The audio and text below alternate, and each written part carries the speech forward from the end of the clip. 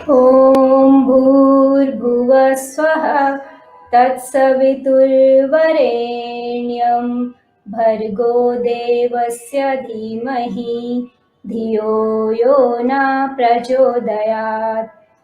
नमस्कार, मैं तरुणा जोशी, शिक्षिका SN public school Haldwani Uttarakhand से आज के कार्यक्रम में उपस्थित सभी जनों का स्वागत करती हूँ। जैसा कि आप सब जानते हैं, विद्यालय एक ऐसी संस्था है जो बच्चे के शैक्षिक विकास के साथ-साथ उसके सर्वांगीण विकास के लिए भी उत्तरदायी है। माँ को बच्चे की पहली शिक्षिका और परिवार को उसका पहला विद्यालय कहा जाता है। बच्चे के जीवन में अभिभावक और शिक्षक वे दो व्यक्ति हैं जो उसके जीवन को दिग्दर्शित करते हैं। वर्तमान समय में अभिभावकों की भूमिका में काफी बदलाव आया है। एक अच्छा अभिभावक बनना आज के समय की सबसे बड़ी चुनौती है। हर अभिभावक चाहता है कि वह अपने बच्चे के लिए एक आदर्श अभिभावक बन सके, उसके साथ हर परिस्थिति में खड़ा रह सके और इसके लिए वह प्रयास भी करता है। हमारे वेदों में भी माता-पिता को बहुत बड़ा स्थान दिया गया है। सर्व तीर्थमयी माता सर्वदेवमय पिता मातरम पितरम तस्मात् सर्व यत्नेन पूजिएत। अर्थात माता सभी तीर्थों में श्रेष्ठ है, पिता सभी देवों के तुल्य है, इसलिए माता पिता का हमेशा सम्मान करना चाहिए, उनका आदर करना चाहिए। हमारे वेद भी हमें यह शिक्षा देते हैं।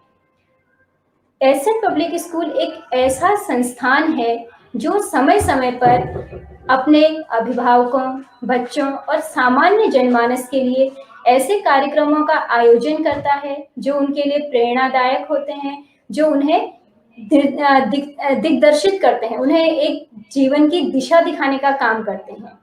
इसी श्रेणी में आज भी विद्यालय द्वारा एक ऑनलाइन कार्यक्रम का आयोजन किया गया है।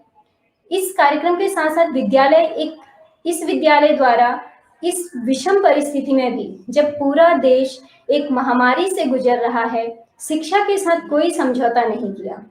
इसने सीमित संसाधनों में कैसे अच्छी गुणवत्ता युक्त शिक्षा दी जाती है, उस चीज का हमेशा ध्यान रखा है और इस अचीवमेंट को प्राप्त करने में, इस उपलब्धि को पाने में इसे हमेशा अभिभावकों का सम्मान मिलता रहा है, अभिभावकों का साथ मिलता रहा है। आज भी यह कार्यक्रम उन्हीं अभिभावकों के लिए है जो कुछ करके अपने बच्चों के लिए एक अच्छा भविष्य की नींव रखना चाहते हैं। विद्यालय द्वारा आयोजित इस कार्यक्रम का शीर्षक है अच्छे अभिभावकों की बच्चों के प्रति भूमिका और इस कार्यक्रम में हमें मार्गदर्शित करने के लिए एक अति विशिष्ट वक्ता को आज हमने सबके बीच आमंत्रित किया है। हमारे आज के कार्यक्रम के आयोजन में गुरुकुल पतंजलि विश्वविद्यालय हरिद्वार व बाबा रामदेव जी का अमूल्य सहयोग हमें प्राप्त हुआ है। हमारे आज के कार्यक्रम के मुख्य वक्ता स्वामी परमार्थ देव जी हैं, जो वर्तमान समय में पतंजलि विश्वविद्यालय हरिद्वार में प्रवक्ता के पद पर और सहकुलानुशासक पद पर सुशोभित हैं। सभी लोगों की ओर से मैं स्वामी जी का अभिवादन करती हूँ। स्वामी जी प्रणाम। अब मैं आज स्वामी जी का स्वागत करने के लिए विद्यालय प्रबंधक श्री दिनेश चंद नैनवाल जी को आमंत्रित करती हूँ कि वे स्वामी जी के स्वागत में कुछ शब्द कहें। श्री दिनेश चंद नैनवाल। गुरु जी प्रणाम। बहुत बहुत प्रणाम आपको। परम आदरणीय पूज्य स्वामी परमार्थ देव जी, प्राध्यापक पतंजलि विश्वविद्यालय हरिद्वार, मैं आपको हृदय से प्रणाम करता हूं, जो कि आपने अपने इतने व्यस्त कार्यक्रम में से हम सब अभिभावक व बच्चों के लिए समय दिया। मैं सभी लोगों की ओर से आपका धन्यवाद करता हूं। वह आगे भी आप इसी तरह भविष्य के होनहार बच्चों के लिए समय देते रहेंगे, ये मुझे विश्वास है। मैं इस विषम परिस्थिति में स्कूल प्रशासन को भी बधाई देना चाहूंगा। इस कठिन समय में भी ऐसे कार्यक्रम आयोजित कर अभिभावक व बच्चों का मार्गदर्शन किया। भविष्य के लिए आप सबको शुभकामनाएं। धन्यवाद गुरुजी।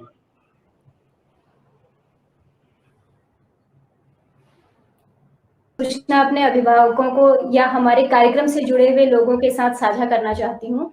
हमारे इसी श्रृंखला के 2 अन्य कार्यक्रम भविष्य में भी आयोजित होने हैं, जिनके शीर्षक हैं, पहला शीर्षक है आज का विद्यार्थी देश का भविष्य, और एक और विषय है जिस पर आगे वार्ता होनी है, वह है शिक्षक प्रगतिशील समाज का स्तंभ। हमें आगे जब भी समय मिलेगा इन विषयों पर हम पुनः आप लोगों के बीच चर्चा करेंगे। अतः आप सभी से मेरा ये निवेदन है कि विद्यालय के यूट्यूब चैनल से जुड़े रहें और इसे सब्सक्राइब करें। इसी क्रम में अब मैं विद्यालय के प्रधानाचार्य श्री प्रकाश मिश्रा जी को आमंत्रित करती हूँ और चाहती हूँ कि वे इस कार्यक्रम के विषय में कुछ कहें और साथ में स्वामी जी का स्वागत करें।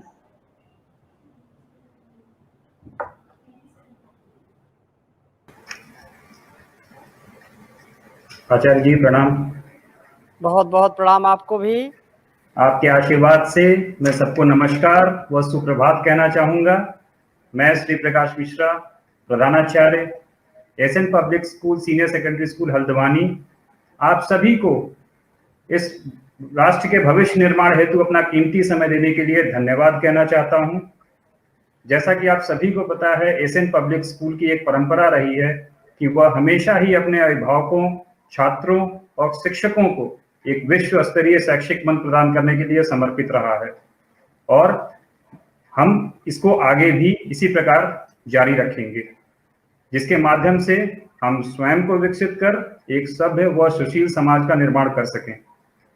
इसी क्रम में आज हम एक और मील का पत्थर हासिल कर रहे हैं, क्योंकि इस कोरोना काल में जब संपूर्ण मानव जाति बहुत विकट परिस्थितियों से गुजर रही है, इन कठिनाइयों के बावजूद भी हम पतंजलि योगपीठ के संस्थापक श्रद्धेय श्री स्वामी रामदेव जी के सहयोग से अपने अभिभावकों, छात्रों, शिक्षकों और आम जनमानस के लिए एक ऐसी वेबिनार की श्रृंखला लाए हैं जो उनके जीवन को बदलने में बहुत बड़ी भूमिका अदा करेगी।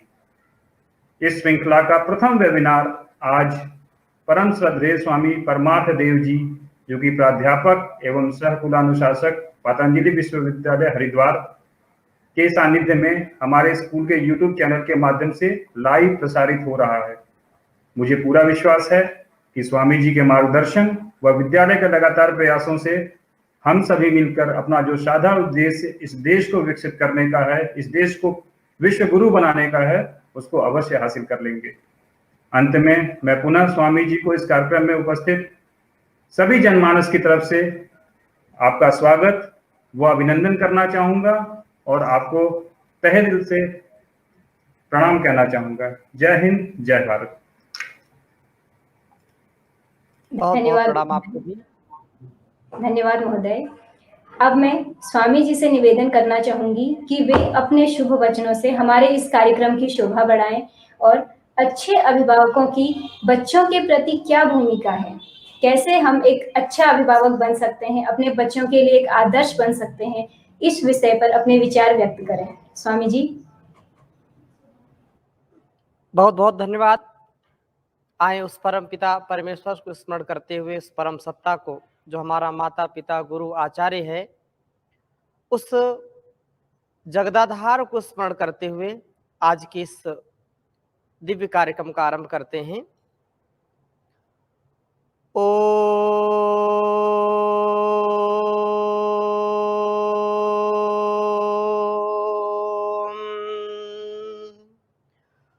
विश्वानि देव सवितर दुरितानि परासुव यद भद्रम तन्आसुव। ओम असतो मा सद्गमय तमसो मा ज्योतिर्गमय मृत्योर्मा अमृतं गमय सर्वे भवन्तु सुखिनः सर्वे सन्तु निरामयाः सर्वे भद्राणि पश्यन्तु मा कश्चित् दुःखभाग् भवेत्। ओम शांति शांति शांति। परम पूज्य श्री स्वामी जी महाराज, परम पूज्य आचार्य श्री जी को प्रणाम करते हुए, गुरु सत्ता को प्रणाम करते हुए, आज का यह दिन बहुत ही दिव्य दिन है। आज एसेंट पब्लिक स्कूल हल्द्वानी के माध्यम से यह दिव्य कार्यक्रम का आयोजन किया गया है, जिसमें हमारे बहुत ही आदरणीय भाई दिनेश नैनवाल जी, जिनका आत्मीय संबंध हमारा वर्षों से है, दिनेश चंद्र जी, तथा उनकी सहधर्मिणी आदरणीय चंपा नैनवाल जी, जिनका अनन्य प्रेम पतंजलि योगपीठ से, परम पूज्य श्री स्वामी जी महाराज से और मुझसे है। इस आत्मीय संबंध को परस्पर और उच्च शिखर तक पहुंचाने के लिए आज के इस कार्यक्रम में जो हमारी संचालिका आदरणीय बहन तरुणा जी तथा प्रधानाचार्य जी श्री प्रकाश मिश्र जी, उनको भी मैं प्रणाम करता हूं।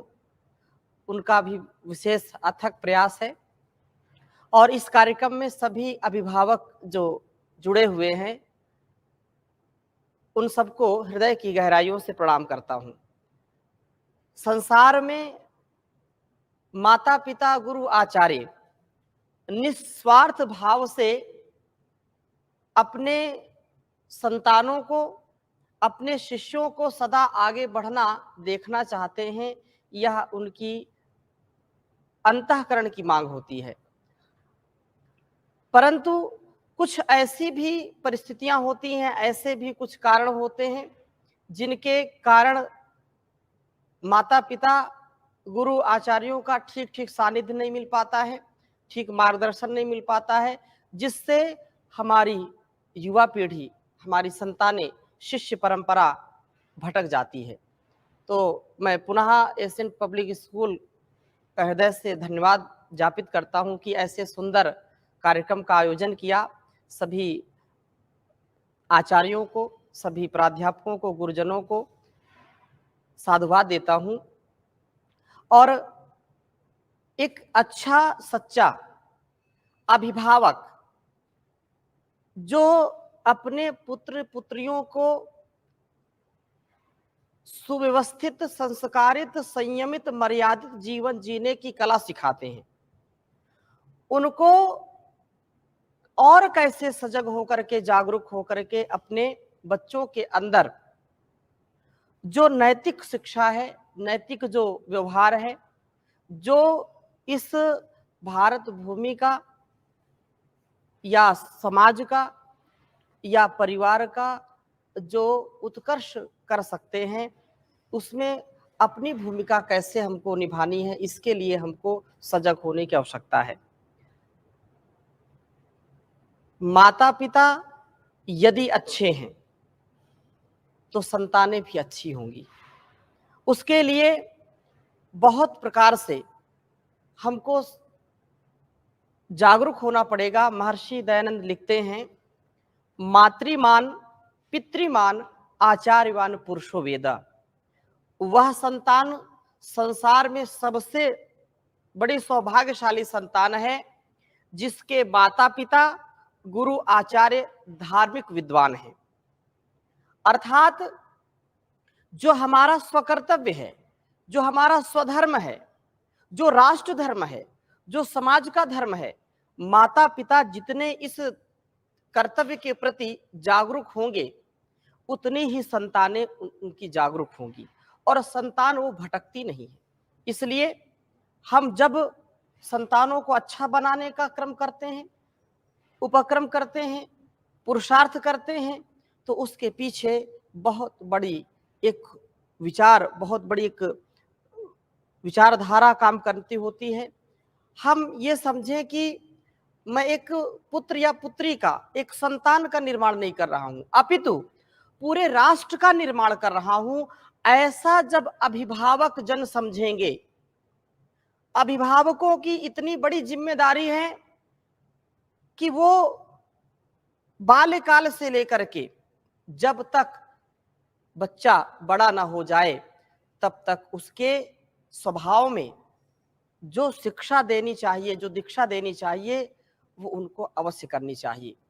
आज के इस प्रबोधन में कुछ तीखी बातें भी मैं करूंगा, कुछ व्यवहारिक बातें जो अत्यंत आवश्यक हैं।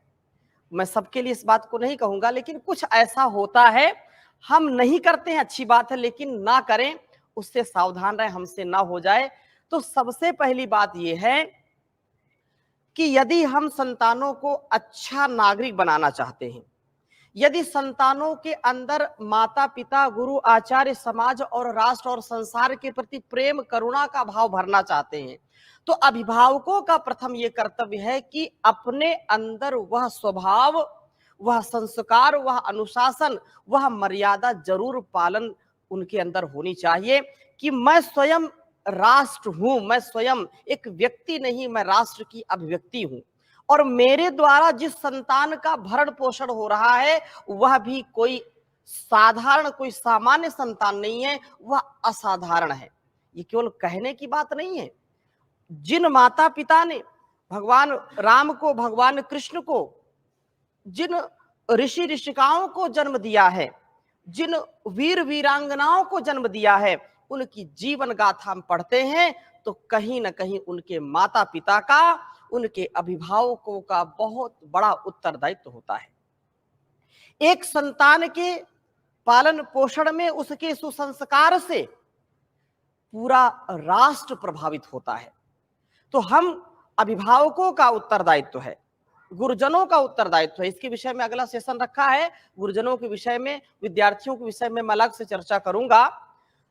अभिभावकों का यह प्रथम कर्तव्य है कि जिस संतान को मां अपने कोख में 9 महीने पालती पोसती है, जिसको संस्कार देती है, वह संसार का बहुत बड़ा उपकार करती है। ऐसा जो मां विचार करती है उसकी संतान कभी भूलती भटकती नहीं है। उसका आचार, विचार, व्यवहार, संस्कार बहुत शुद्ध होना चाहिए, क्योंकि 16 संस्कारों की परंपरा है। इस पर कभी फिर चर्चा करूंगा। आज तो पहली बार, क्योंकि एसएन पब्लिक स्कूल की ओर से यह दिव्य कार्यक्रम हो रहा है, तो अभिभावकों को थोड़ा जागरूक करूंगा, फिर समय समय पर बातें बताऊंगा। आज तो केवल भूमिका के रूप में चर्चा करूंगा। तो माता पिता का बहुत बड़ा उत्तरदायित्व होता है। एक एक माँ या पिता के जो कृतित्व, व्यक्तित्व है, जो उसका स्वभाव है, वो उसकी संतान के ऊपर पड़ता है। यदि माता पिता की 4 संतानें हैं, 2 संतानें हैं, तो उनमें वो प्रेम चाहते हैं, उनमें वो सौहार्द चाहते हैं। कोई भी माता पिता ये नहीं चाहता कि उसका पुत्र अपने भाइयों से झगड़ा करे। पुत्र या पुत्री कोई भी, वो नहीं चाहते कि हमारी संतानें आपस में टकरार करें, इनके जो है दिलों में दरार पड़े। उसके लिए स्वयं अपने जीवन में यह बात अपनानी चाहिए कि पति पत्नी के जो संबंध हैं, माता पिता के जो संबंध हैं, वो बहुत पवित्र होने चाहिए।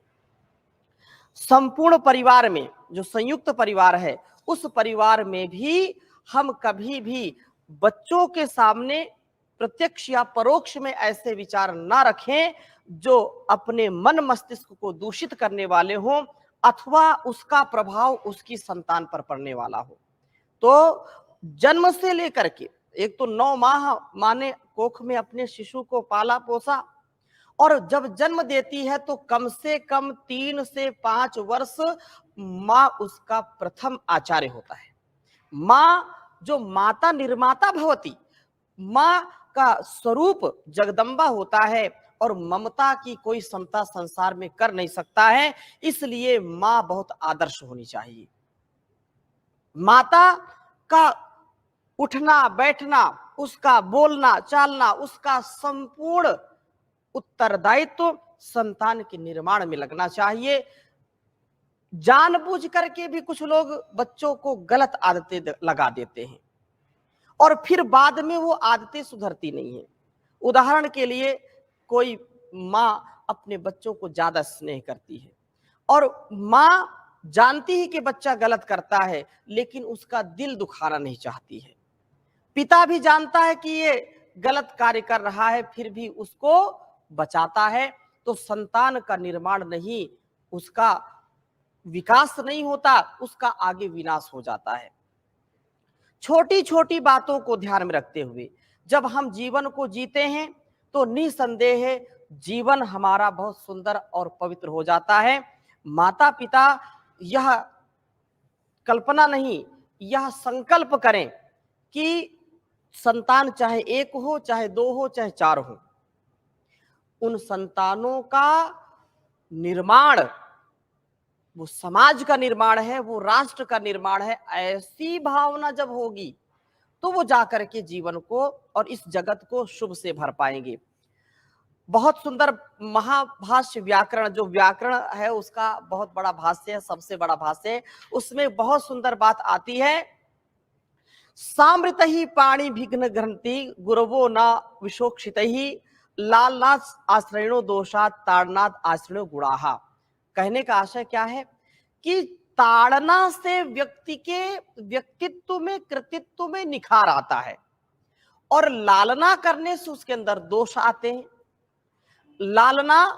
लालनाथ बहवो दोषा और ताड़नाथ बहवो गुणा।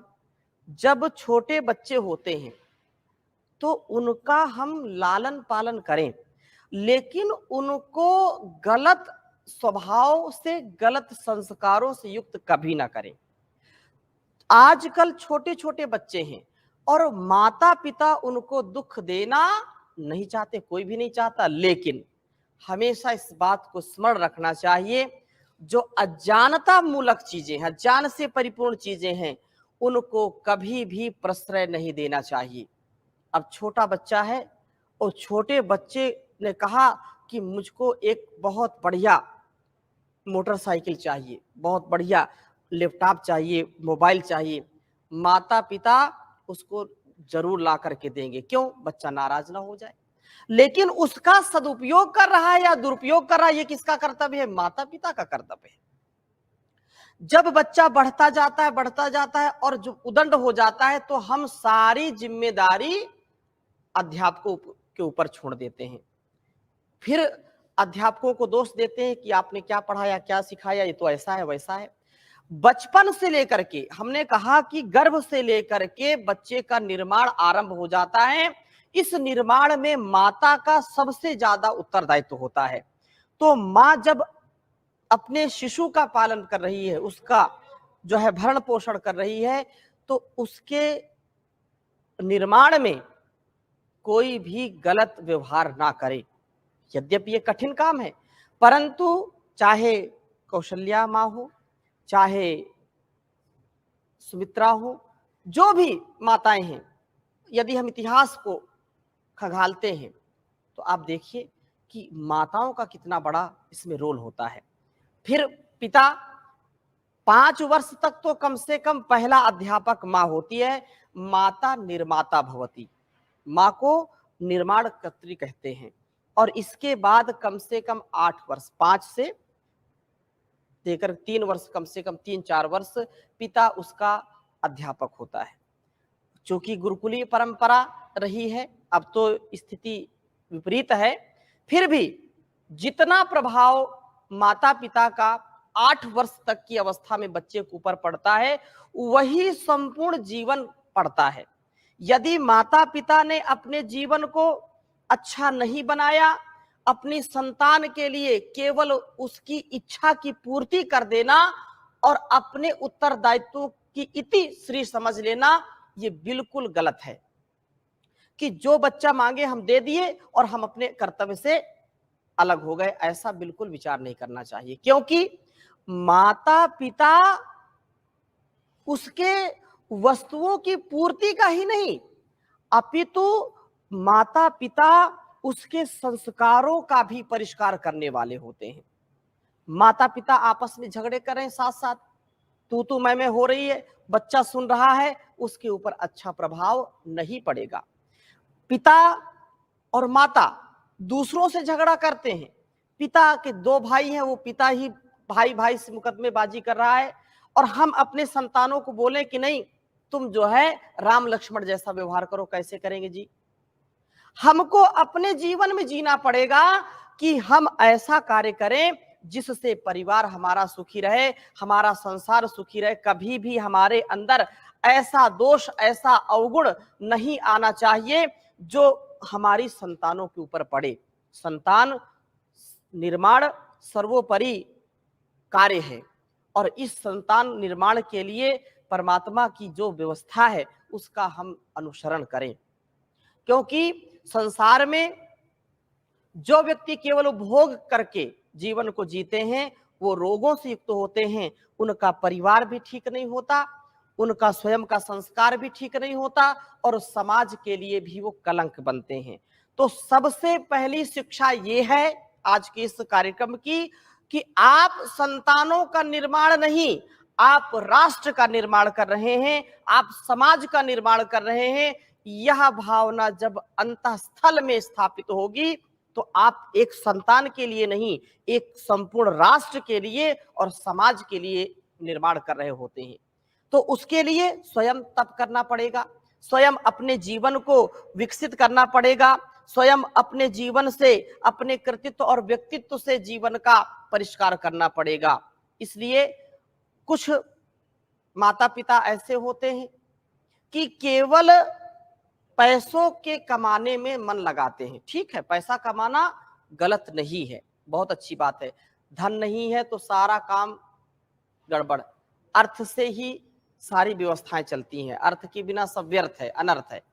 परंतु संतान का निर्माण करना, उसको समय समय पर जागरूक करना, संतान बड़ी है, पढ़ रही है, वह सही रास्ते पर चल रहा नहीं चल रहा है, पुत्र है या पुत्री है, यथा योग्य व्यवहार करते हुए जीवन को आगे बढ़ाने का प्रयत्न करना चाहिए। यदि शिक्षा केवल यही है कि हम डिग्री केवल प्राप्त करा दें तो घर बैठे भी लोग आज डिग्री प्राप्त करते हैं।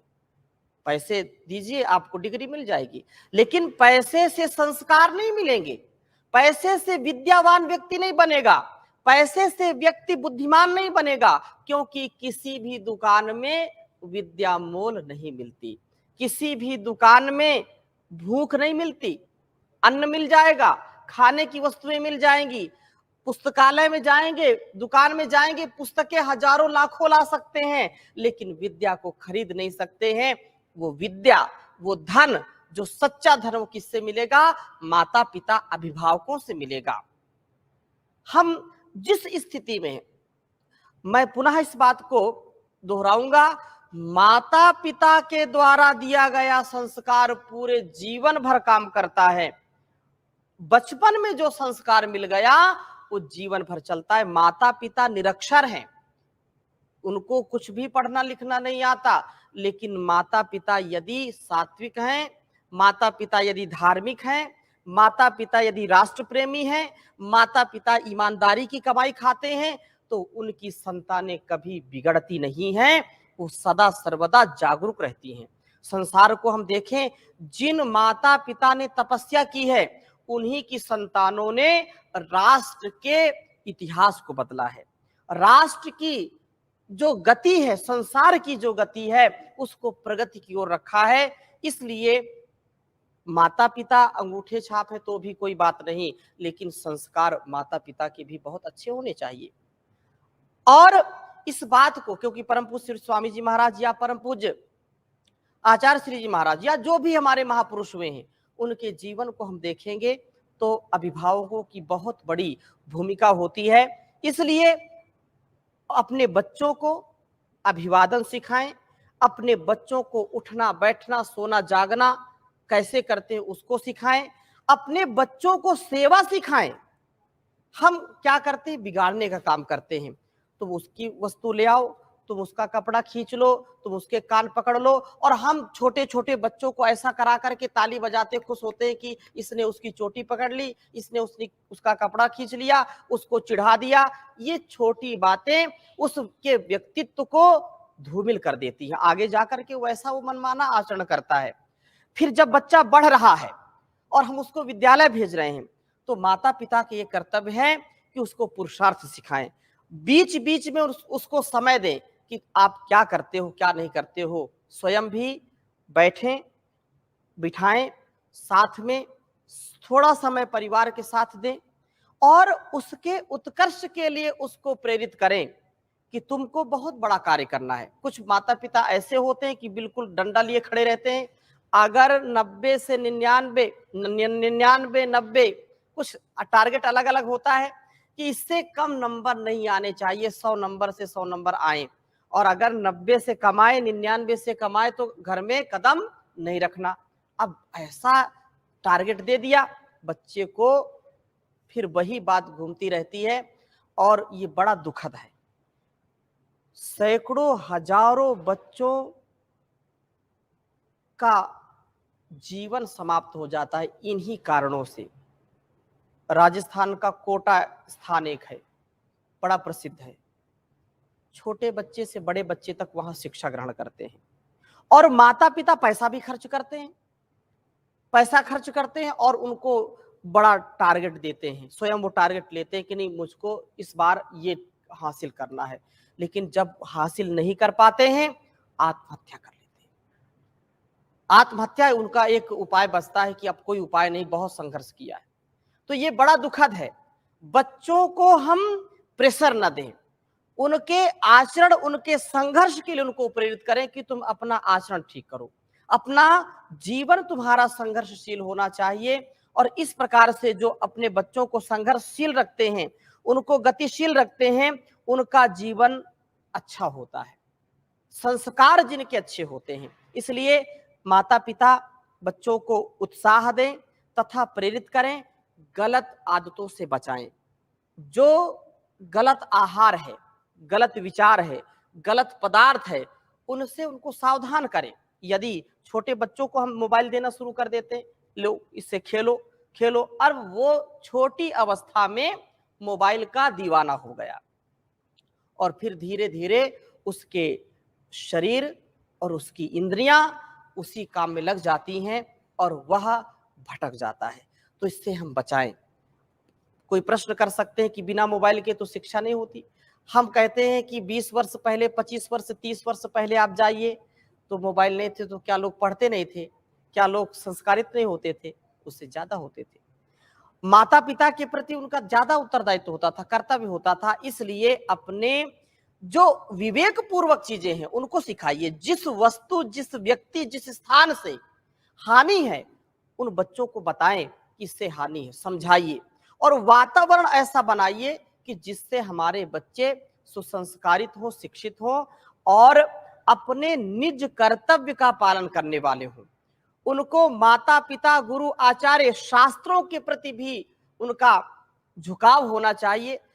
हम सबकी शिक्षाओं का, सबके संस्कारों का सम्मान करते हैं, चाहे हिंदू, मुस्लिम, सिख, ईसाई, कोई भी मत, पंथ, संप्रदाय हो, सबका स्वागत है।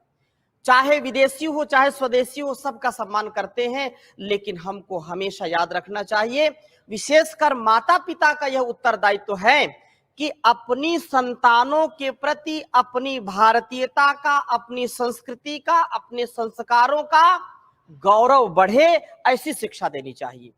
हम अंग्रेजी भी पढ़ें, उर्दू भी पढ़ें, फारसी भी पढ़ें, चाइनीज भी पढ़ें, जापानीज भी पढ़ें, पढ़ना चाहिए, हमारा नॉलेज बढ़ेगा। लेकिन उसके साथ साथ हमको संस्कृत भी पढ़नी चाहिए, अपने संस्कारों को भी पढ़ना चाहिए, अपने संस्कृति पर गौरव करना चाहिए। इसका भी हमको पूरा ध्यान रखना है। और ये माता पिता जब स्वयं इसके लिए जागरूक होंगे तो बच्चे भी जागरूक होंगे। योग, यज्ञ, संध्या, हवन, जो हमारी परंपरा, हमारी परिपाटी है, उसका भी ध्यान रखना चाहिए। माता पिता जब भोर में जल्दी उठे, माता पिता ही 11 बजे उठते हैं, 10 बजे उठते हैं, तो बच्चों को कैसे उठाएंगे? जल्दी उठो जी। तो माता पिता संतानों की संस्कारों के लिए स्वयं जल्दी सोएं और जल्दी उठें। बच्चों के सामने कोई भी ऐसा गलत व्यवहार ना करे, कोई भी ऐसी गलत बात ना बोले जिससे कोरे कागज में अर्थात शिशुओं के मन मस्तिष्क पर बुरा प्रभाव पड़े। शुद्ध व्यवहार रखें। पति पत्नी में कोई झगड़ा हो जाए तो बच्चों के सामने कभी झगड़ा ना करें। दूसरों के प्रति यदि आपके अंदर आक्रोश है, क्रोध है, तो बच्चों के सामने क्रोध ना करें। पहले समय में घर होते थे, बड़े राजमहल होते थे, किसी को गुस्सा आता था तो एक कमरा कोप भवन का होता था। गुस्सा करना उसी कमरे में जाओ और क्रोध कर लो, जितना करना हो, रोना हो, गाना हो, चिल्लाना उसी में करो। क्योंकि हमारे द्वारा जो क्रोध की भावना है, हमारे द्वारा जो एक दूसरे की ईर्ष्या द्वेष की भावना है, वो विष फैलाती है और दूसरों के मन मस्तिष्क को दूषित करती है। इसलिए इससे बचना चाहिए। बहुत सुंदर पथिक जी ने लिखा है, परम पिता से प्यार नहीं, शुद्ध रहा व्यवहार नहीं, इसीलिए तो आज देख लो सुखी कोई परिवार नहीं, सुखी कोई परिवार नहीं। जो पिताओं का भी पिता है, गुरुओं का भी गुरु है, उसके प्रति जब हम सुबह शाम संध्या हवन करें या ईश्वर का भजन करें, भक्ति करें, तो उसका संस्कार हमारे विद्यार्थियों पर पड़ता है, हमारे जो है संतानों पर पड़ता है। इसलिए जिसने सब कुछ सामर्थ्य दिया उसका भी हम ध्यान रखें। परम पिता से प्यार नहीं, शुद्ध रहा व्यवहार नहीं, इसीलिए तो आज देख लो सुखी कोई परिवार नहीं, सुखी कोई परिवार नहीं। फल और फूल अन्न इत्यादि समय समय पर देता है, लेकिन अचरज ऐसा बदले में कुछ नहीं लेता है। करता है इनकार नहीं, भेदभाव टकरार नहीं, ऐसे दानी का वो बंदे करता जरा विचार नहीं, करता जरा विचार नहीं। मानव चोले में ना जाने कितने यंत्र लगाए हैं, कीमत कोई आंक सकाना ऐसे अमूल्य बनाए हैं। कोई चीज बेकार नहीं, पा सकता कोई पार नहीं, ऐसे कारीगर का बंदे माने तू उपकार नहीं, माने तू उपकार नहीं। जलवायु और अग्नि का वह लेता नहीं सहारा, सर्दी गर्मी वर्षा का अति सुंदर चक्र चलाया। लगा नहीं दरबार कहीं, कोई सिपा सालार नहीं, कर्मों का फल देता सभी को, रिश्वत की सरकार नहीं, रिश्वत की सरकार नहीं।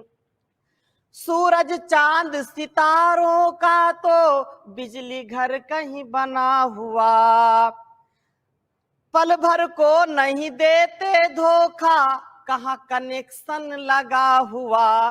खंभा और कोई तार नहीं, खड़ी कोई दीवार नहीं, ऐसे शिल्पकार का करता क्यों बंदे तू विचार नहीं। शुद्ध रहा व्यवहार नहीं, परम पिता से प्यार नहीं, इसीलिए तो आज देख लो सुखी कोई परिवार नहीं, सुखी कोई परिवार नहीं।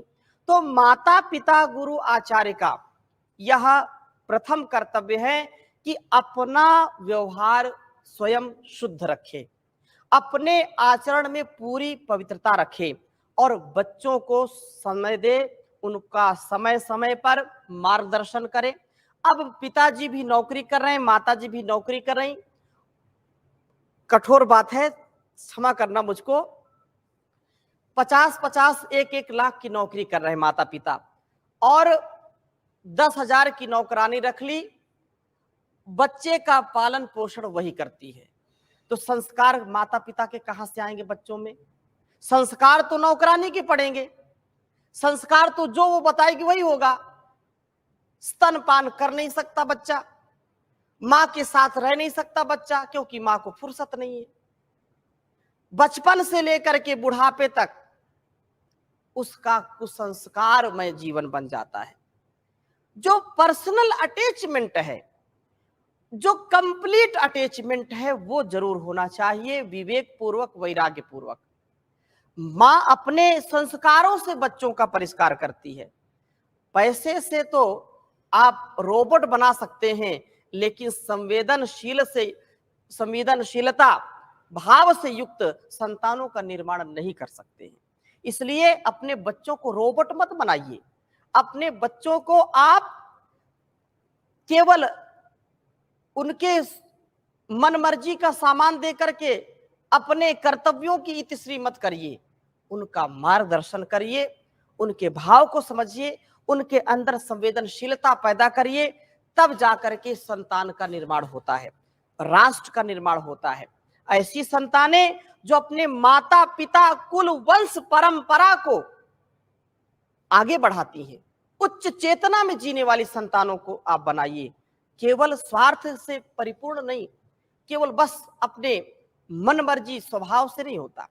बच्चा बचपन में उसने माँ का दूध नहीं चखा, बचपन में ही उसको दे देते हैं बोतल पीने के लिए। फिर जब जवानी आती है तो दूसरी बोतल का वो दीवाना बन जाता है, उसमें दूसरा संस्कार आता है, कुसंस्कार से युक्त हो जाता है। फिर बुढ़ापे में दूसरा बोतल उसको मिल जाता है, वो हॉस्पिटल में बोतल चढ़ाता रहता है।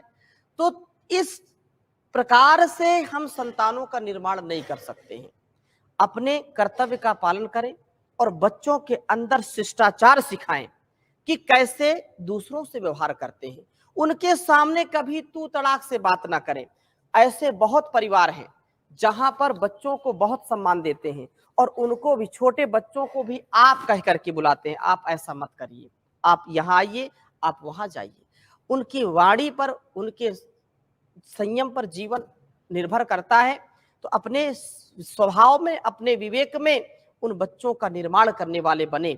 ऐसे संतानें जो भरत जैसी संतानें जो सिंहों के दांत गिनते थे, जो अलग अलग अल्प आयु में ही, छोटी आयु में ही माता पिता ने इतना उनको संस्कारित किया, इतना उनको साहस से, पराक्रम से परिपूर्ण कर दिया। जीजाबाई को देखिए, शिवाजी महाराज को, छत्रपति शिवाजी ने कितना साम्राज्य और भारतवर्ष का गौरव बढ़ाया, साम्राज्य को कितना बढ़ाया और मुगलों के दांत खट्टे कर दिए। ऐसी माताएं, इसलिए माताओं का भी मैं बहुत सम्मान करता हूं और अक्सर इस बात को कहता हूं, देवियां देश की गर संभल जाए तो नारियां देश की गर संभल जाए तो देश फिर से जगत गुरु बन जाएगा। वेद का ज्ञान हो, ओम का ध्यान हो, वेद का ज्ञान हो, ओम का ध्यान हो, पाप तापों का अवसान हो जाएगा। देवियां राष्ट्र की गर संभल जाए तो हम अपने संतानों को सर्वोपरि महत्व दें। माता पिता के लिए संतान से बढ़कर के और कोई दूसरा सुख नहीं है, गुरुओं के लिए भी शिष्य से बढ़कर के और कोई सुख नहीं है। इसलिए संतानों की जो निर्माण स्थली है वो हमारा घर है, हमारा आंगन है, और हम अपने घर आंगन को स्वर्ग के समान बनाएं। अपने घर आंगन को दूषित ना होने दें, कलुषित ना होने दें कर्तव्य से। कोई अमीर है, कोई गरीब है, ये यहाँ पर धन संपत्ति, यश, कीर्ति या बड़प्पन के लिए बात नहीं हो रही है, संतानों के निर्माण की बात हो रही है। इसलिए माता पिता जो बचपन से बच्चों को सिखाते हैं, उठना बैठना, सोना जागना, खाना पीना, तो उसको वो स्वयं आचरण में पहले लाएं, फिर बच्चे स्वयं मानेंगे। हम जिन परिस्थितियों में जीवन को आगे बढ़ाते हैं, उन परिस्थितियों में ही जितना तप करेंगे, जितना पुरुषार्थ करेंगे, जितना बच्चों को पुरुषार्थ कराएंगे, उतना ही सुंदर और सुडौल, सुव्यवस्थित, मर्यादित शिष्यों का और अपनी संतानों का निर्माण कर पाएंगे। यदि हमारी रसना हमारे नियंत्रण में नहीं है तो हम बच्चों को ये नहीं कहेंगे कि ये मत खाओ। हम स्वयं पहले अपने जिह्वा को निर्माण, उसका परिष्कार करें, रसना की वासना को संभाल करके रखें, तब बच्चों का संयमन होगा। हम स्वयं अपनी दिनचर्या का, अपने व्यवहार का ध्यान रखें, क्योंकि वाणी कितनी अच्छी होनी चाहिए यह हमको हमेशा याद रखना चाहिए। भर्तृहरि कहते हैं केयूराणि न भूषयन्ति पुरुषं हारा न चंद्रोज्ज्वला न स्नानं न विलेपनं न कुसुमं नालंकृता मूर्धजाः वाणे का समलंकरोति पुरुषं या संस्कृता धार्यते क्षीयन्ते खलु भूषणानि सततं वाग्भूषणं भूषणं। संसार में सबसे बड़ा आभूषण क्या है? वाणी। वाणी का कभी भी दुरुपयोग अपने बच्चों के सामने ना करें। एक भी शब्द ऐसा ना बोले जो निरर्थक हो, एक भी शब्द ऐसा ना बोले जो मिथ्या हो, एक भी ऐसा व्यवहार ना करे जो बच्चों के अंदर कुसंस्कार ला दे। अब बच्चे हैं, हम स्वयं बच्चों से बोलते हैं जाओ बाहर कोई दरवाजा खटखटा रहा, बोलो जाओ पिताजी घर में नहीं है। बच्चे क्या सीखेंगे? हम उनको स्वयं झूठ बोलना सिखाते हैं। अब वो बच्चा गया सामने, वो सच्चा बोला कि पिताजी बोल रहे हैं कि बता दो कि पिताजी घर में नहीं है। पिताजी भी तो, हम चाहे माँ हो या पिता हो, मैं तो एक छोटी सी बात कहता हूं, बच्चों से कभी भी झूठ ना बुलाएं, क्योंकि सत्यम वद धर्मम चर, मातृदेवो भव पितृदेवो भव आचार्य देवो भव। माँ देवता है, पिता देवता है, तो देवता बने, कभी भी राक्षस ना बने। कभी भी कोई अभक्ष्य पदार्थ ना खाएं जिससे उनकी मानसिकता का भी ह्रास हो। जो सात्विक बुद्धि को बढ़ाने वाली पदार्थ है, जो खाने वाली पदार्थ है, उन्हीं का सेवन करें।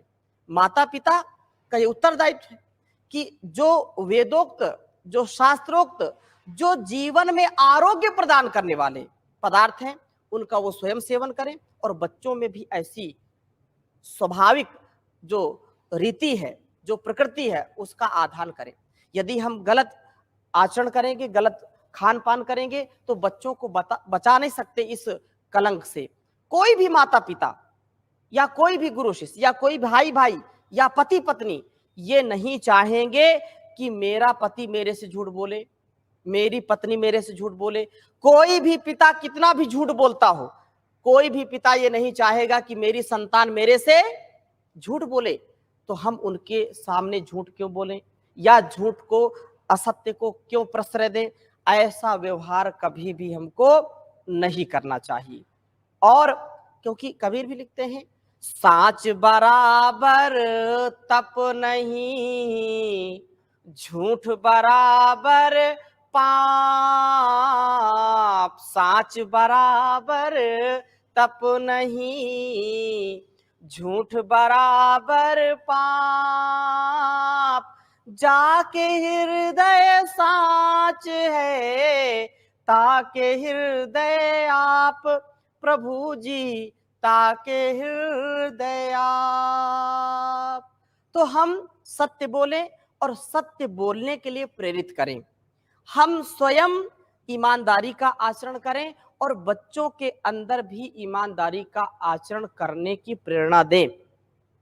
परम पूज्य स्वामी जी महाराज को या मैं अपने जीवन को देखूं तो मेरे माता पिता जिनसे ये शरीर मिला है, दोनों अनपढ़, और उन्होंने जो संस्कार मुझको दिए, ईमानदारी से आगे बढ़ना, पुरुषार्थ से आगे बढ़ना, सच्चाई के साथ, अच्छाई के साथ जीवन को जीना, राष्ट्र धर्म समाज के लिए जीना, उस आशीर्वाद से, उनके द्वारा दिए गए संस्कार से आज मैं इस स्थिति में पहुंचा हूं।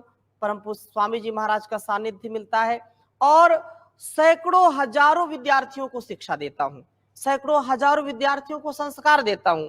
क्यों? क्योंकि मेरे माता पिता ने मुझको ऐसा संस्कार दिया। तो सब माता पिता का यह कर्तव्य, सब अभिभावकों का यह कर्तव्य है कि एक संतान का निर्माण नहीं कर रहे, वो एक राष्ट्र का निर्माण कर रहे हैं, एक समाज का निर्माण कर रहे हैं, वो चाहे पुत्री के रूप में हो या पुत्र के रूप में हो।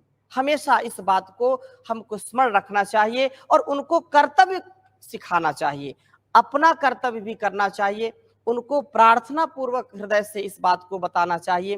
और प्रार्थनाएं हम करते हैं, वह शक्ति हमें दो दया निधे, कर्तव्य मार्ग पर डटे जावे, पर सेवा पर उपकार में हम निज जीवन सफल बना जावे।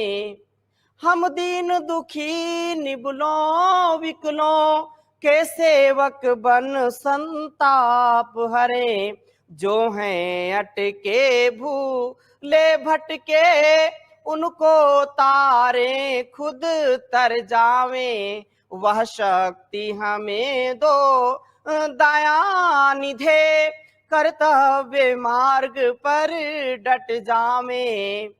छल दंभ द्वेष पाखंड झूठ अन्याय से निश दिन दूर रहें, जीवन हो शुद्ध सरल अपना शुचि प्रेम सुधारस बरसावे।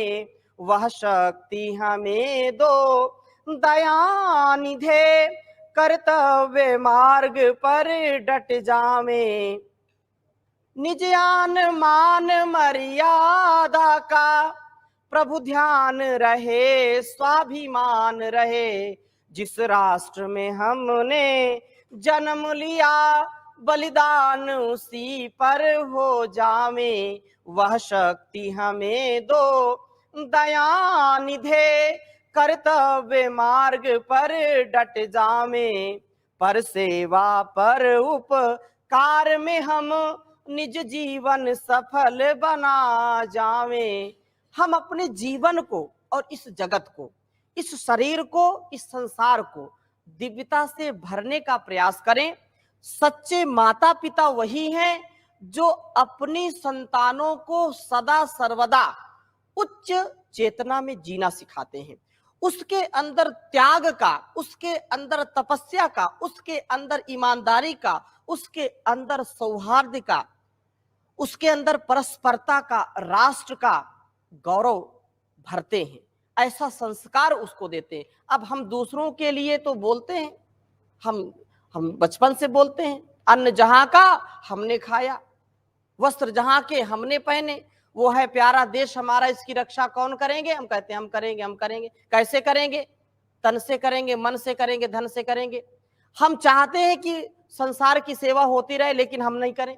हम चाहते हैं कि भगत सिंह, चंद्रशेखर, सुखदेव आजाद जन्म लें, लेकिन हमारे घर में नहीं, दूसरों के घर में जन्म लें। हम यदि अपनी संतान को त्यागमय नहीं बनाएंगे, अपनी संतान को तपस्या से युक्त नहीं बनाएंगे, समाज की सेवा के लिए उसको तैयार नहीं करेंगे, तो क्या यह हमारे जीवन का कल्याण होगा?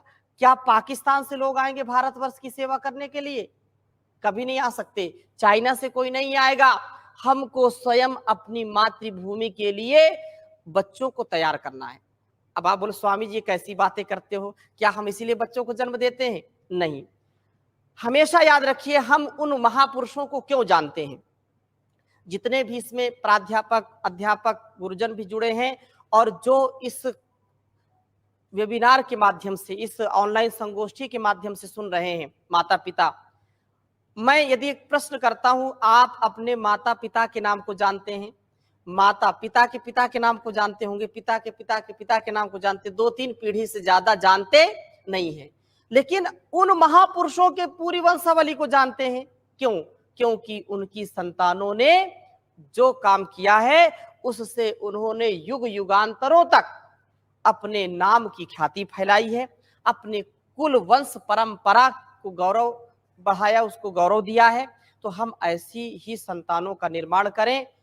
आज का यह कार्यक्रम जो बहुत ही सुंदर ढंग से हमारे सभी प्राध्यापकों ने और अपने पब्लिक स्कूल के हमारे संचालक, प्रबंधक सब ने इस सुंदर कार्यक्रम का आयोजन किया है। मैं चाहूंगा आप में से जो किसी का प्रश्न हो तो प्रश्न करें।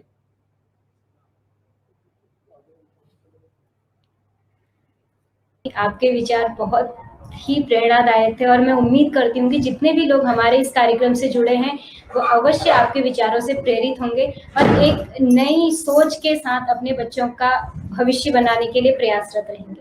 आपका बहुत बहुत धन्यवाद। हमारे पास बहुत ज़्यादा संख्या में प्रश्न आए हुए हैं अलग अलग जगह से, लेकिन समय की प्रतिबद्धता भी हमारे साथ है, तो इसलिए मैं उन अभिभावकों से क्षमा मांगना चाहूँगी जिनके प्रश्न इस कार्यक्रम में शामिल नहीं हो पाएंगे। स्वामी जी, आपकी अनुमति से मैं आपसे प्रश्न पूछना चाहूँगी जो हमारे अभिभावक जानना चाहते हैं। जी। सबसे पहला प्रश्न है, ये कुछ आप इसका बता चुके हैं, लेकिन हो सकता है कि अभिभावक और ज़्यादा विस्तार से इसके बारे में जानना चाहें कि वर्तमान समय में बच्चे सबसे ज़्यादा मोबाइल और टेलीविज़न के साथ जुड़े हुए रहते हैं। उन्हें या तो मोबाइल चाहिए या फिर उन्हें टीवी चाहिए। तो इस चीज़ के लिए हम बच्चे को कैसे, ये आदत उनकी कैसे कम कर सकते हैं कि वो इन चीज़ों के प्रति कम आकर्षित हों? बिल्कुल सत्य ये प्रश्न है और रवि नेगी खटीमा से ये प्रश्न हमारे पास आया है। जी, ये बहुत बड़ा एक प्रश्न है और बड़ी समस्या भी है, क्योंकि मैंने पहले ही कहा है कि अपने बच्चों के निर्माण के लिए हमको स्वयं तपस्वी बनना पड़ेगा।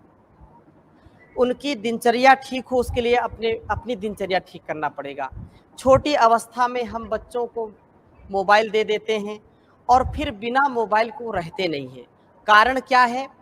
क्योंकि ऐसे संस्कार हमको दिए नहीं गए हैं और ऐसे संस्कारों पर हम विश्वास भी कम करते हैं।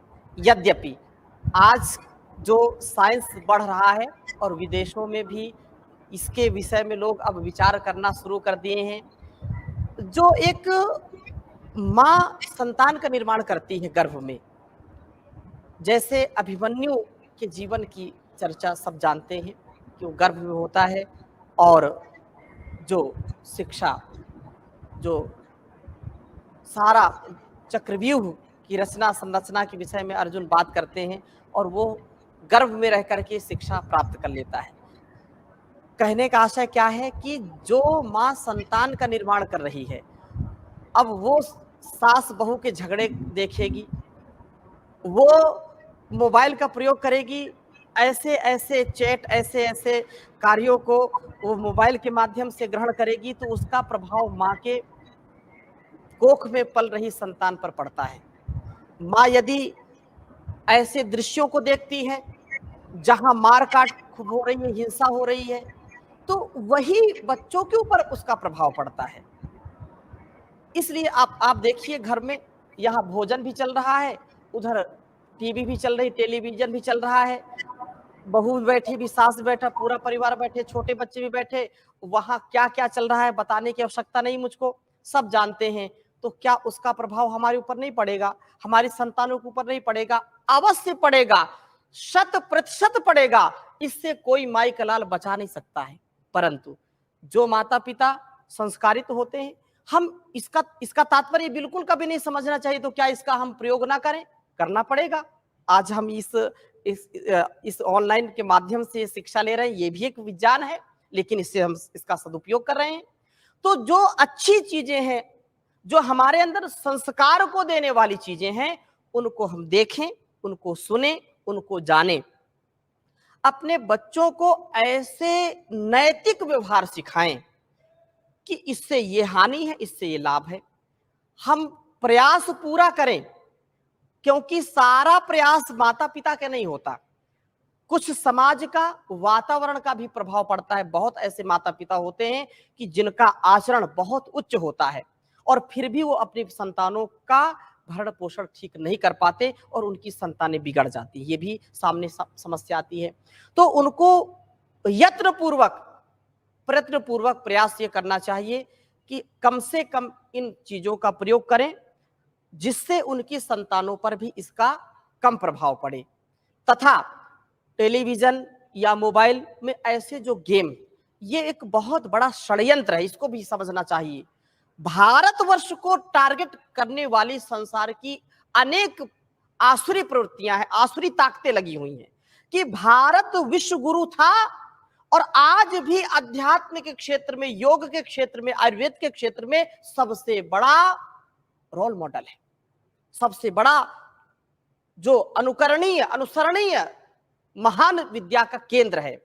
इसकी संतानों को, इसकी युवा पीढ़ी को, इसके बच्चों को बिगाड़ दो और छोटी छोटी अवस्था को लेकर के इतने प्रकार के गेम हैं, हो इतने प्रकार के गेम हैं कि बच्चे खेलते खेलते, हमने तो कभी देखा नहीं लेकिन सुनते हैं पबजी गेम, पता नहीं कौन कौन से गेम हैं, और उसको जब मोबाइल ले लिया या नहीं उसको करने दिया तो बच्चों ने आत्महत्या कर ली।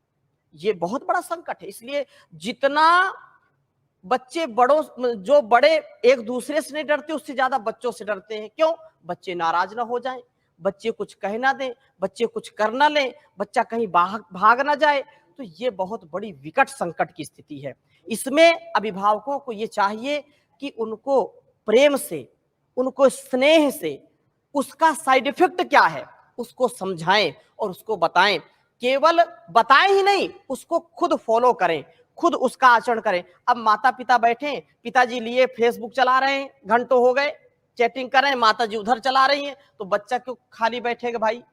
बच्चा किसी से कम थोड़े, आपकी ही संतान है, तो आपसे बढ़कर के होगी वो।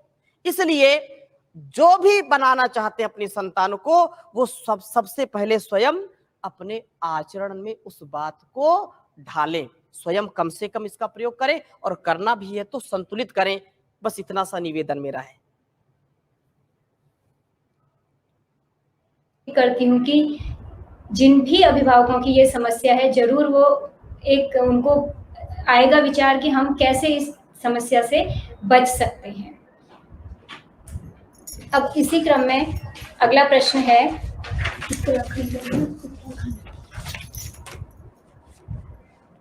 ज्योति पाठक नैनीताल से। उन्होंने पूछा है कि हम अपने बच्चों को बुरी आदतों व बुरी संगति से कैसे बचा सकते हैं।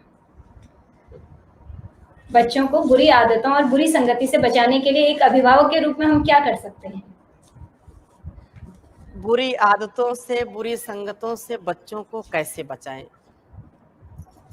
हमने जैसा निवेदन किया है कि माता पिता जब स्वयं पुरुषार्थ करते हैं तो बच्चों के अंदर ऐसे संस्कार आते हैं, क्योंकि हम पूर्व जन्म, पुनर्जन्म और ईश्वर की कर्म फल व्यवस्था में विश्वास रखते हैं। हम जैसा विचार करेंगे वैसी संतान बन सकती है, लेकिन उसके लिए प्रयत्न करना पड़ेगा। संसार का जो वातावरण है बड़ा दूषित है और जानबूझ करके लोगों ने बड़ा जो है षड्यंत्र कर रखा है कि इनको अपने पथ से भ्रष्ट करिए। तो हम ये प्रयास करें कि जब माता पिता बच्चों को सुसंगति में रखना चाहते हैं तो जब बच्चे हों तो कम से कम बच्चों के साथ बैठ करके भोजन करें, बच्चों के साथ चर्चा परिचर्चा करें, बच्चों के साथ अध्यात्म की चर्चा करें और समय समय पर ऐसे विद्वान गुरुजनों का सानिध्य या महापुरुषों का सानिध्य प्राप्त करें जो देश, समाज और राष्ट्र की, संसार की जानकारी रखते हों। उनके ज्ञान से अपने जीवन को अच्छा बनाने का प्रयास करें। एक संतान हो, दो संतान हो, और रोज कम से कम उनको प्रेरणा दें कि आज आपने क्या अच्छा कार्य किया और क्या गलत कार्य किया।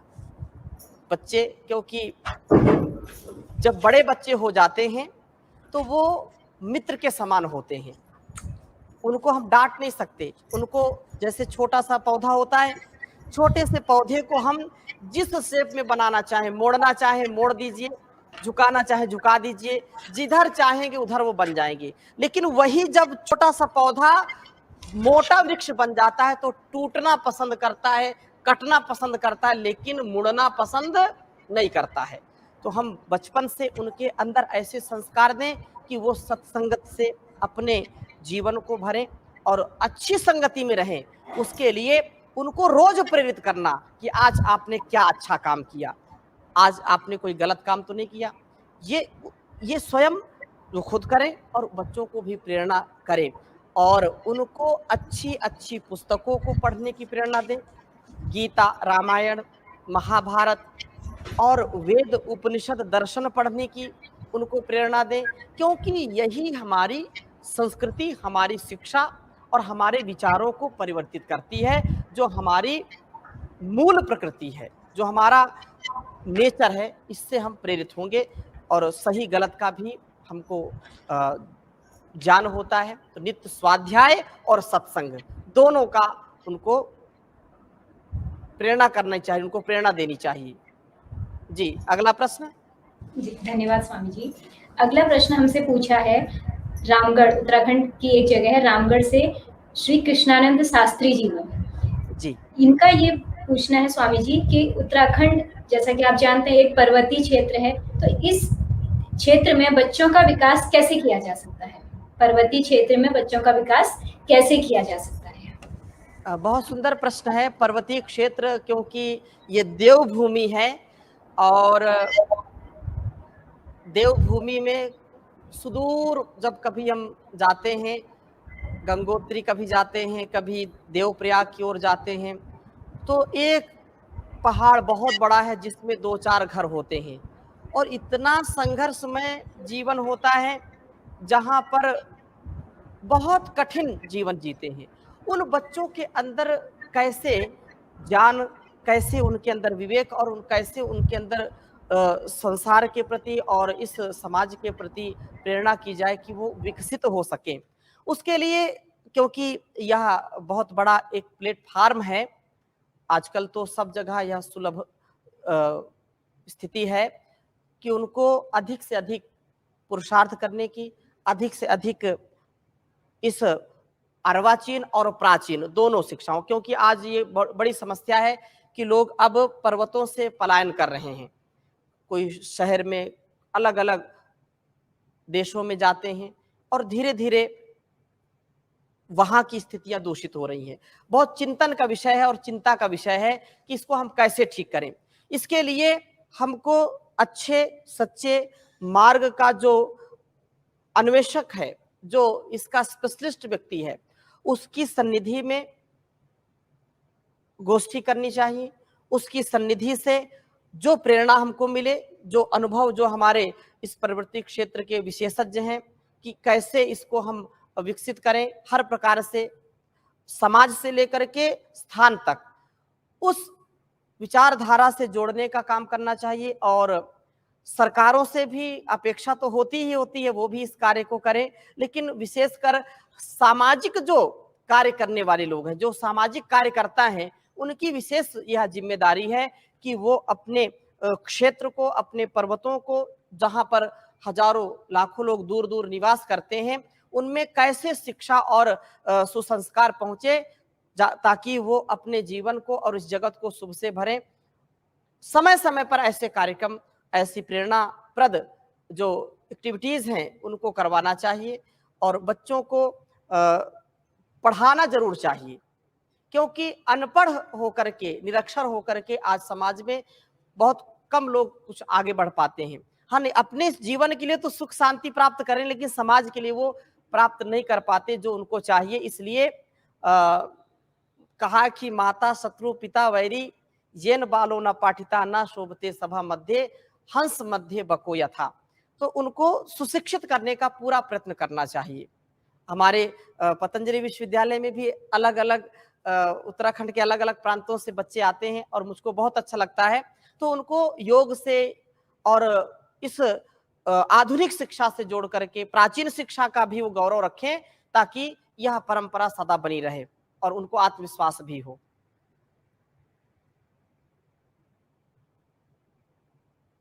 ये हमारे एक अभिभावक हैं नीलम गंगोला, इन्होंने पूछा है। लेकिन गुरुजी ये प्रश्न अभिभावकों का तो है ही, साथ में ये सभी शिक्षक वर्ग का भी प्रश्न है, जो आज की परिस्थिति के लिए बिल्कुल उचित प्रश्न है। आजकल जिस हिसाब से शिक्षा का माध्यम ऑनलाइन हो चुका है कोविड की वजह से, तो इस परिस्थिति में ऑनलाइन कक्षाएं संचालित होती हैं, लेकिन ऑनलाइन कक्षा में हमारे बच्चे नहीं जुड़ते हैं। तो ऑनलाइन कक्षाओं में शामिल होने के लिए बच्चों को कैसे प्रेरित किया जाए, इस विषय में कुछ अपने विचार बताएं। बहुत सुंदर प्रश्न है। ऑनलाइन ही सारा हो जाएगा तो फिर ऑफलाइन क्या होगा? ऑनलाइन के लिए भी हमको इससे जुड़ना भी है, इससे शिक्षा भी प्राप्त करनी है। तो माता पिता, जैसे मैंने एक पॉइंट बीच में रखा था कि माता पिता स्वयं योग करें और बच्चों को भी योग कराएं। वो स्वयं अच्छी दिनचर्या रखें, बच्चों के अंदर भी अच्छी दिनचर्या करने की प्रेरणा दें। योग का प्रयोग करके व्यक्ति का मानसिक, शारीरिक, सामाजिक, आध्यात्मिक विकास होता है। योग करने से बौद्धिक सामर्थ्य बढ़ता है, हमारे सभी अंगों का परिष्कार होता है, सारे अंग पुष्ट होते हैं। इस प्रकार से जो इस जीवन को जिएगा, माता पिता हो, अभिभावक हो, प्राध्यापक हो, सबके लिए आवश्यक है कि स्वयं योग करें और अपने बच्चों को, शिष्यों को, संतानों को योग कराएं, जिससे वो अल्प थोड़ी सी भी यदि ज्ञान की कहीं से 2-4 बूंदें भी मिल गई तो स्वयं उनका विकास इतना, मस्तिष्क इतना विकसित हो जाता है कि वो स्वयं उच्च मेधा से युक्त हो जाते हैं। और जहां पर चाह है वहां पर राह है, जहां चाहत है वहां राहत है। हम संकल्प के साथ, परम पूज्य स्वामी जी महाराज कहते हैं कि विकल्प रहित संकल्प और उसके लिए अखंड प्रचंड पुरुषार्थ करेंगे तो जो हम चाहेंगे वो कर सकते हैं। आज का जो समय है, ऐसी परिस्थिति है कि बहुत अनुकूल वातावरण है। पर्वतों में हो, गुफाओं में हो, समुद्र की गहराई में हो, आकाश की ऊंचाई में हो, हम जो चाहें वो कर सकते हैं, जो चाहे वो बन सकते हैं। इतना हमारे अंदर आत्मविश्वास स्वयं होना चाहिए और बच्चों के अंदर भी ऐसा आत्मविश्वास हमको जागृत करना पड़ेगा। हमारा इसी क्रम में अगला प्रश्न है, ये हमसे पूछा है दिनेश पाठक जी हैं, किच्छा से उन्होंने पूछा है जी कि समय के साथ साथ बड़े होते बच्चों से किस तरीके से पेश आना चाहिए और उनके बदलते व्यवहार को कैसे समझा जा सकता है। समय के साथ साथ बड़े होते बच्चों को किस तरीके से उनके साथ हम पेश आए और कैसे हम उनके व्यवहार को समझें। बहुत अच्छा प्रश्न है। अब मैंने 2-3 बातें बीच में कही हैं कि छोटे बच्चों से भी व्यवहार कैसे करें, ये भी एक बड़ा प्रश्न है, क्योंकि छोटे बच्चे भी अब वो, उनके अंदर जो संस्कार होने चाहिए थे वो नहीं है। मैंने कहा कि बड़ों से हम उतना नहीं डरते जितना छोटों से डरते हैं कि पता नहीं कब ये क्या कर ले, क्या कह दे, कहाँ कैसी स्थिति हो जाए। जो बड़े हो जाते हैं उनके साथ, मैंने अभी थोड़ी देर पहले इस बात को कहा कि माता पिता जब बच्चों को जन्म देते हैं तो छोटा पौधा होता, जैसा वो चाहे मोड़ ले, लेकिन जब बड़ा हो जाता उसको मोड़ना कठिन होता है। तो ऐसी परिस्थिति में जब बच्चे बड़े हो जाएं तो उनके साथ मित्रवत व्यवहार किया जाता है। जब बच्चे 15 वर्ष से बड़े हो जाएं, 16, 17, 18 वर्ष और उससे अधिक हो जाएं, तो माता पिता उनके साथ मित्रवत व्यवहार करें, क्योंकि यदि हम उनसे कोई ऐसा व्यवहार करेंगे तो उनको अच्छा नहीं लगेगा। और वास्तव में माता पिता का व्यवहार बच्चों का परिष्कार करने वाला होता है। माता पिता के अंदर स्वविवेक होना चाहिए कि इसका स्वभाव कैसा है और मैं इसके साथ कैसा व्यवहार करूं, स्वयं माता पिता जानते हैं इसको कौन सी बातें अच्छी लगती, कौन सी नहीं अच्छी लगती। कैसे माँ डांटे तो पिता उसको संभाले, पिता डांटे तो माँ संभाले। एक नरम एक गरम, थोड़ा थोड़ा तो होना ही चाहिए, जैसे ताड़ना और लालना, दोनों का समावेश होना चाहिए। तो ऐसे संतानें जो पिता से डरते हैं, माँ से बहुत प्रेम करते हैं। कुछ संतानें माँ से बहुत डरते हैं, पिता से बहुत प्रेम करते हैं। मतलब प्रेम तो करते हैं, लेकिन ये समावेश, ये संतुलन बनाकर रखना चाहिए। और कठिन परिस्थितियां हैं, बहुत विकट संकट है, और बाहर के लोग जो भारत की संस्कृति को, भारत की जो अस्मिता है, उसको बर्बाद करने के लिए कटिबद्ध हैं। हमको कटिबद्ध होना चाहिए। हमारी नौजवान बेटी, हमारा नौजवान बेटा हमारी बात नहीं मानता, और जो दूसरे लोग हैं उनकी बात मान करके स्वयं घर में आग लगाता है, स्वयं घर को तोड़ फोड़ देता है, स्वयं अपने जीवन में जो है इतनी कठिनाइयों को मोल ले लेता है। कहीं ना कहीं हमारी कमी है। हम अपनी कमियों को ठीक करें और ऐसी संतान का निर्माण करें जो एक बार हम किसी बात को बोले तो कभी इनकार ना कर पाए, उसको सदा सर्वदा मनसा वाचा कर्मणा उसको आत्मसात करे। ये माता पिता का उत्तरदायित्व है कि उसकी संतानें ऐसे कितने परिवार को मैं जानता हूं कि उनकी संतानें बड़ी बड़ी हो गई, उनकी शादी हो गई, उनके जो है नाती पोते हैं, फिर भी उनके पुत्र या पुत्र वधु उनकी आज्ञा का उल्लंघन करने की हिम्मत नहीं रखते। ऐसा तात्पर्य नहीं कि वो कोई छड़ी लेकर के उनके टहलते रहते या मारपीट करते, नहीं, लेकिन ये उनका गौरव होता है, उनका आत्मविश्वास होता है, उनके द्वारा दिए गए संस्कार होते हैं। तो ऐसा हमको प्रयत्न करना चाहिए। प्रश्न था, समझ गए होंगे कि बच्चों का अगर एक संतुलित विकास करना है तो ताड़ना और लालना, जैसा कि आपने पहले भी बताया, बहुत जरूरी है। दूसरा जरूरी है कि उनके साथ जैसे जैसे बच्चों की उम्र बढ़ती है एक मित्रता हमारे व्यवहार में आनी चाहिए उनके प्रति। गुरुजी, हमारा अगला प्रश्न है, मिस्टर शमशेर जी हैं चमोली से और महेंद्र सिंह बागेश्वर से। इन दोनों ने ये जानना चाहा है कि अगर बच्चों को जल्दी गुस्सा आ जाता है तो उन बच्चों को कैसे समझाएं। गुस्सा आने का कारण होता है कि वो पेरेंट किसी चीज के लिए मना कर देते हैं तो उन्हें ये नहीं समझ में आता है कि क्या उनके लिए अच्छा है क्या गलत है, और जिस वजह से वो गुस्सा हो जाते हैं। तो कैसे बच्चों की इस आदत में सुधार किया जा सकता है? जी, बच्चों के साथ बैठें, बच्चों के साथ वार्ता करें, उनको समझाएं कि गुस्सा करना अच्छा नहीं है। गुस्सा करने से स्वयं का शरीर खराब होता है, और उसके लिए मैंने पहले ही कहा कि माता पिता भी कभी गुस्सा ना करें, क्योंकि गुस्सा करना अच्छा नहीं है, स्वाभाविक रूप से भी अच्छा नहीं है। जैसे अग्नि लकड़ी को जलाती है वैसे गुस्सा व्यक्ति को जलाता है। गुस्सा करने से व्यक्ति के अंदर हार्मोनल चेंज आते हैं।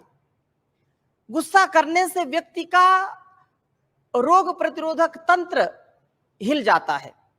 गुस्सा करने से पाचन तंत्र खराब हो जाता है। गुस्सा करने से बाल जल्दी सफेद हो जाते हैं। गुस्सा करने से जोड़ों के दर्द बढ़ जाते हैं। गुस्सा करने से व्यक्ति की आयु कम हो जाती है। ये सब इसके साइड इफेक्ट हैं। गुस्सा करने से व्यक्ति का बौद्धिक सामर्थ्य क्षीण हो जाता है। गुस्सा करने से व्यक्ति चिड़चिड़ा हो जाता है, बुद्धि खराब हो जाती है। तो उसके साइड इफेक्ट भी बच्चों को बताएं और स्वयं उसका स्वयं आचरण करते हो, स्वयं शांत दांत रहें, अपने जीवन को जीने का ऐसा प्रयास करें।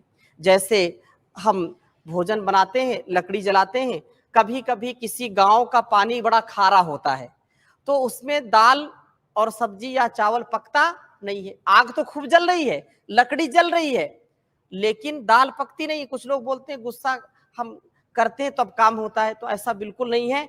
गुस्सा करने के सैकड़ों साइड इफेक्ट है और नहीं करेंगे तो उसके हजारों लाभ हैं। गुस्सा करने से हानियां बहुत हैं, लेकिन गुस्सा ना करने से, प्रसन्न रहने से, आनंद में रहने से अनेक लाभ हैं, जिससे हमारे अंदर रोग प्रतिरोधक क्षमता बढ़ती है, मन प्रसन्न रहते हैं, हमारे जो सेल्स हैं वो जनरेट रहते हैं, ऊर्जा से भरपूर रहते हैं और पॉजिटिविटी रहती है, नेगेटिविटी नहीं रहती है।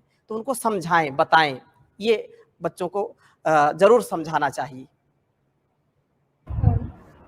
स्वामी जी, अब मैं आज के इस सत्र का अंतिम प्रश्न आपसे पूछना चाहूंगी। ये प्रश्न हमसे पूछा है सीपी दास, रुद्रपुर से हैं। नई पीढ़ी समय के महत्व को नहीं समझती है और अपना समय बेकार के कामों में नष्ट कर देती है। माता पिता ऐसा क्या करें कि जिससे बच्चे समय के महत्व को समझें? जी, माता पिता के ऊपर निर्भर करता है कि बच्चे उनके कितना समय का पालन करने वाले हैं। जैसे मैंने पहले ही कहा है कि माता पिता स्वयं बच्चों को आरंभ से ही संस्कार ऐसे दें कि उनको उचित दिनचर्या कराएं, समय से उठना, समय से सोना, समय से खाना, समय से पढ़ना, और माता पिता स्वयं उनके साथ कभी भी आलस्य प्रमाद का व्यवहार ना करें। अब माता पिता यदि प्रमाद कर रहे हैं तो बच्चों को बोले तुम पढ़ो, तुम नहीं पढ़ेंगे, क्यों? पिताजी पढ़े, माताजी पढ़े, सब पूरा परिवार लेटा हुआ है, तो बच्चे उठेंगे नहीं। उसके लिए क्या करना है? स्वयं उठना है, स्वयं बच्चों के साथ बैठना है। नहीं बैठ सकते तो कुछ कार्य करिए आप, और उनको बोलिए कि तुम अपना कार्य करो, हम अपना कार्य करें, और समय समय पर आप ध्यान दीजिए। क्योंकि बड़ा ही कठिन दौर है, बड़ा सरल दौर है, दोनों एक और चुनौती है। एक युद्ध का स्थल है, एक योग का स्थल है। तो योग और युद्ध साथ साथ चलते हैं, शांति और क्रांति साथ साथ चलती हैं। तो समय का, जिसने समय को नहीं पकड़ा तो समझ लो समय ने उसको जकड़ा। समय बड़ा बलवान, ये बहुत बलवान है, और पता नहीं कब ये चला जाए। सामान 100 बरस का, पल की खबर नहीं। हम पल पल, हर पल, टाइम टू टाइम अपने कार्य को करने वाले बने, और बच्चों को भी यही शिक्षा दें कि तुमने आज पूरे दिन क्या किया। एक एक मिनट का हिसाब होना चाहिए, क्योंकि प्रमादो मृत्यु, जो प्रमाद करता है समय उसको नहीं मिलता है, और वो अपने जीवन को ऐसे नष्ट कर देता है। जो बच्चे मोबाइल पर 2-2, 4-4, 5-5 घंटे लगे रहते हैं, फिर अपना काम समय से करेंगे नहीं, पढ़ेंगे नहीं, तो समय तो हमारा व्यर्थ चला जाएगा। समय कभी भी काम में आता नहीं, लेकिन जो सच्चाई के साथ, अच्छाई के साथ, ईमानदारी के साथ कार्य करते हैं उनके लिए समय कम पड़ता है, और जो प्रमाद में रहते हैं उनका समय ऐसे ही बह जाता है जैसे बहते हुए जलधारा में, प्रवाह में जल बहता है। तो हम समय को पकड़ने वाले बने। समय किसी की प्रतीक्षा नहीं करता। टाइम इज मनी, सबसे बड़ा धन यही है। समय बहुत कम होता है। बहुत काम पर जीवन थोड़ा, उस पर मन का चंचल घोड़ा। सोच समय नादान रे बंदे, समय बड़ा बलवान रे बंदे। तेरे जैसे लाखों आए, लाखों इस माटी में समाए। रहना नामो निशान रे बंदे, समय बड़ा बलवान रे बंदे। मत कर तू अभिमान रे बंदे। तो हम बच्चों को टाइम मैनेजमेंट सिखाएं, time and target based work उससे कराएं, और स्वयं भी करें। Time and target based work करेंगे तो निस्संदेह है हमारा जीवन सफल बनेगा, सक्सेसफुल बनेगा। यही एक उपाय है। और समय प्रबंधन जिसके पास है, जिसने अपने क्षण को पकड़ लिया, वह विद्यावान हो गया, और जिसने कण को पकड़ लिया वह धनवान हो गया। तो कण कण से व्यक्ति धनवान बनता है। एक रुपए जोड़ करके व्यक्ति धनवान बन जाता है, और एक एक क्षण का जो प्रयोग करता है वो विद्वान बन जाता है, वो महान बन जाता है। तो ऐसी शिक्षा हम बच्चों को दे, और स्वयं अपने जीवन में भी उसका जो है उपयोग करें, तो यह हमारे लिए अत्यंत लाभकारी होगा। जी गुरुजी, मैं समय की प्रतिबद्धता को देखते हुए फिर से एक बार उन अभिभावकों से माफ़ी मांगना चाहूँगी जिनके प्रश्न आज के इस कार्यक्रम में शामिल नहीं हो पाए। लेकिन मैं उन्हें यह विश्वास दिलाना चाहती हूँ कि अगर भविष्य में कभी हमें फिर गुरुजी का साथ मिला और ऐसा कार्यक्रम करने का अवसर मिला तो उन अभिभावकों के प्रश्नों को प्राथमिकता दी जाएगी। अब हमारा कार्यक्रम लगभग समापन की ओर है, तो मैं एक बार फिर से विद्यालय के प्रधानाचार्य श्री प्रकाश मिश्रा जी को आमंत्रित करती हूँ कि वे आए और गुरुजी का आभार व्यक्त करें।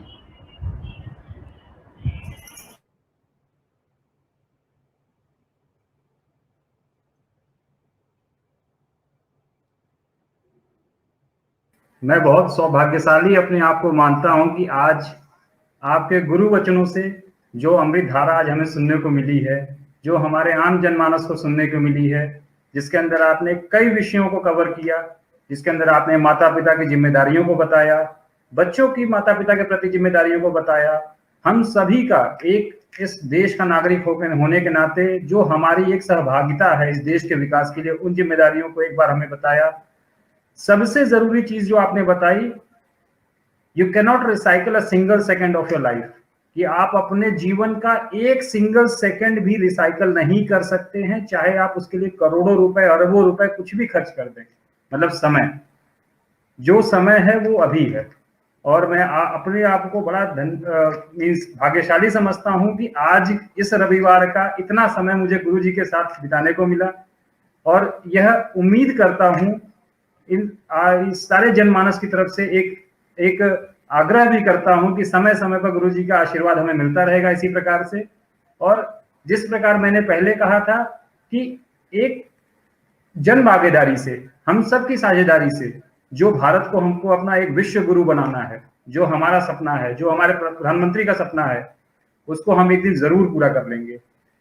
इन सभी के साथ गुरु जी, इन सब विद्यालय परिवार की तरफ से, आम जनमानस की तरफ से मैं आपका आभार व्यक्त करना चाहूंगा कि आपने अपने इतने बिजी शेड्यूल में से इतना समय निकाला। जैसा कि हमारे कार्यक्रम संचालिका ने पहले भी सबको बताया हुआ है कि गुरुजी का ये पहला वेबिनार है, और साथ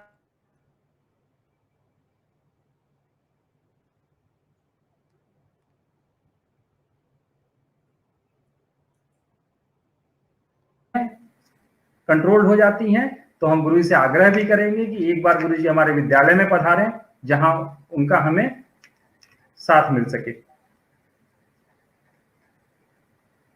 इन्हीं वचनों के साथ मैं एक बार फिर गुरुजी को प्रणाम करना चाहूंगा और पुनः उनका आभार व्यक्त करना चाहूंगा। बहुत बहुत धन्यवाद, प्रणाम। बहुत बहुत प्रणाम आदरणीय प्रकाश जी को। और पुनः मैं पूरे विद्यालय परिवार को धन्यवाद देता हूँ। आदरणीय श्री दिनेश चंद नैनवाल जी को, आदरणीय चंपा नैनवाल जी को, तथा हमारी बहन तरुणा जी जो बहुत ही कुशल संचालन कर रही हैं, और परमात्मा सदा सर्वदा सबको बहुत असीम सामर्थ्य से युक्त करे। हृदय की गहराइयों से अनंत शुभकामनाएं सभी माता पिता के लिए, समस्त विद्यालय परिवार के लिए। और हम समय समय पर जो भी हमसे सेवा हो सकती है, हम उपस्थित होकर के आप सबकी सेवा में अपने कुछ शब्द जरूर अर्पित करेंगे। मैं यहीं पर अपनी वाणी को विराम देता हूँ। ओम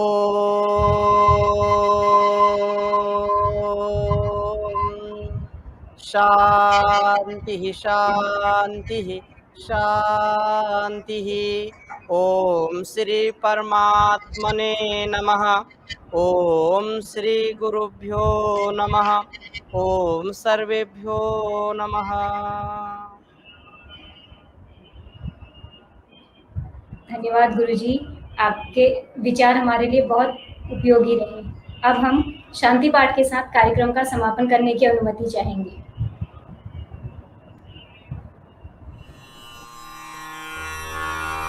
ॐ द्यौ शान्ति अन्तरिक्षं शान्तिः पृथिवी शान्तिरापः शान्तिरोषधयः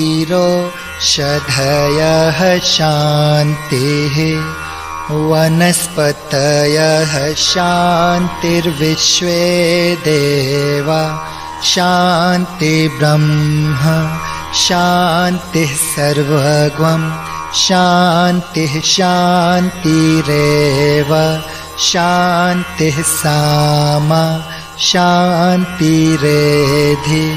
ॐ शान्तिः शान्तिः शान्ति। ॐ